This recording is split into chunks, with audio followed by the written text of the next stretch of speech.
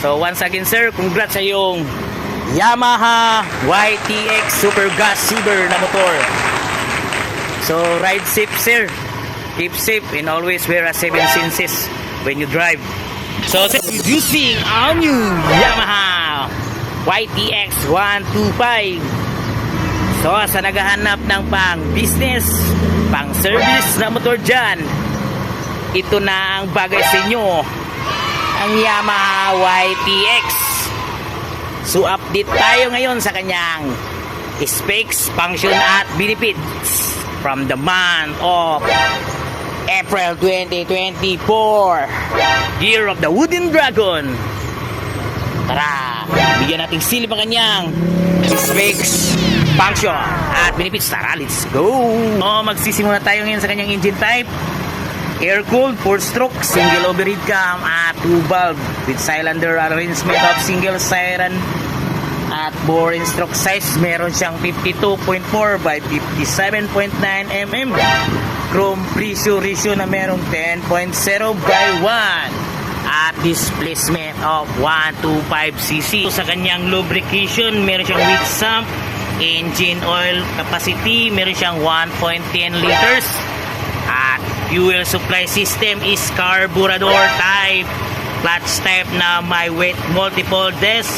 At transmission type of constant means of 4-speed. Punta tayo ngayon sa kanyang harapan.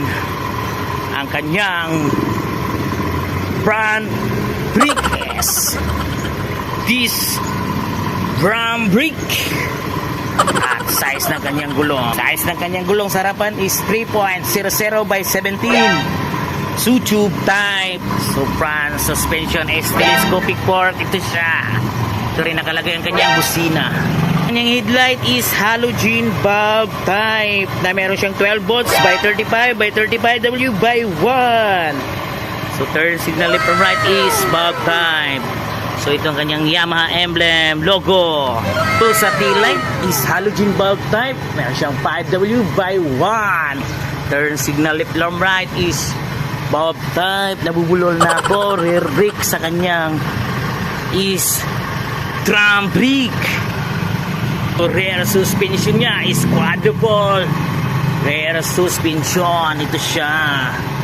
Ito ang kanyang tandem footrest. So sa kanyang angkas tandem footrest. So ito ang kanyang sidecar mounting. So ito ang kanyang lagayan ng gasolina. Steel tank with cover ng flat rear carrier. Size ng kanyang gulong sa tire size is 3.00. So tube type. Yung muffler may cover na. Fuel tank capacity full tank is 7.6 liters. Hindi ka na mangangawa pa para sa iyong mahaba-habang arangkada kasi napakarami na may salin na gasolina. So sa left side nakita ang high beam, low beam, turn signal left from right at saka horn. At passing light. So meron din siyang choke for warm up. So sa right side makikita ang throttle, front brake at push start. So ito nga ang kanyang analog panel board. Neutral indicator at saka high beam, low beam indicator. Ignition type naman ito is CDI. Capacitor, discharge ignition with the maximum horsepower of 7 kilowatts at average 7,000 RPM at maximum torque na merong 10.2 Nm at average of 4,500 RPM. Punta tayo ngayon sa kanyang dimension, sa kanyang overall length, width at height. Meron siyang 2,040 mm by 700 mm by 1,070 mm wheelbase na merong 1,265 mm. Minimum ground clearance of 170 mm at seat height na merong 800 mm at nagtitimbang ito ng 114 kilos. So fuel tank capacity niya is 7.6 liters. So less po ito ng 1.5 sa kanyang down payment kasi promo. Color variation niya is red. So that's all for today. Sana nakatulong ako sa pagbibigay ko ng idea sa inyo mga ka-rider. Ride safe, keep safe.